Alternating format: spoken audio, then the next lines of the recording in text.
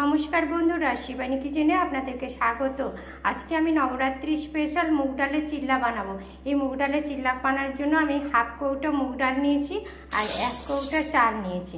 এই দুটোকে আমি 2 ঘন্টা ভিজিয়ে রেখে দেবো। এখন বন্ধুরা চালটা আর মুগ এবারে মিক্সিতে এগুলো দিয়ে দিচ্ছি। এখন কাঁচা লঙ্কা আর আদা দিয়ে দিলাম। এবার মিক্সিটা ঘুরিয়ে নেব।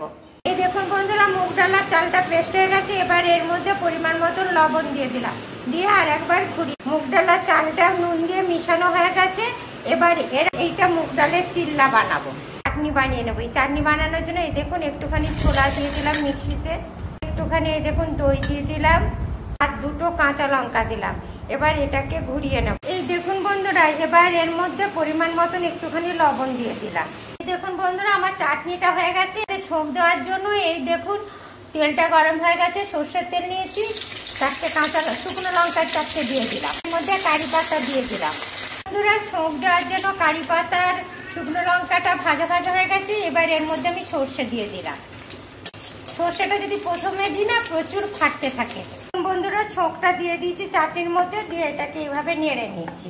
এটা খেতে খুব সুন্দর হয়। বন্ধুরা, ছোঁক করে নিয়েছি। এবার এটা এই চিল্লা করব, তার মধ্যে দিয়ে দিচ্ছি। এই দেখুন বন্ধুরা, মুগ ডালের চিল্লা করার জন্য তাওয়াতে একটুখানি সর্ষের তেল দিয়ে দিয়েছি। প্রথমটা তো, তারপর আর লাগবে না। এবার এই দেখুন 1 চামচ দিয়ে দিলাম, দিয়ে এটাকে এরকম করে মিলে নেব। আপনারাও ঠিক এইভাবে মিলে নেবেন। দেখুন বন্ধুরা, এক পাশটা হয়ে গেছে। এবার এটাকে উল্টে দিলাম।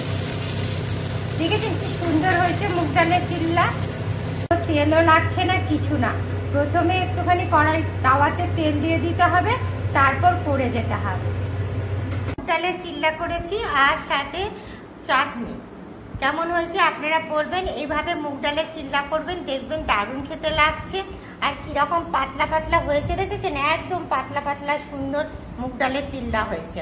আপনারাও ঠিক এইভাবে মুগ ডালের চিল্লা করবেন, দেখবেন দারুণ খেতে লাগছে। আর আমার রেসিপিটা যদি আপনাদের পছন্দ হয় তবে লাইক করবেন, কমেন্ট করবেন, শেয়ার করবেন। Thank you.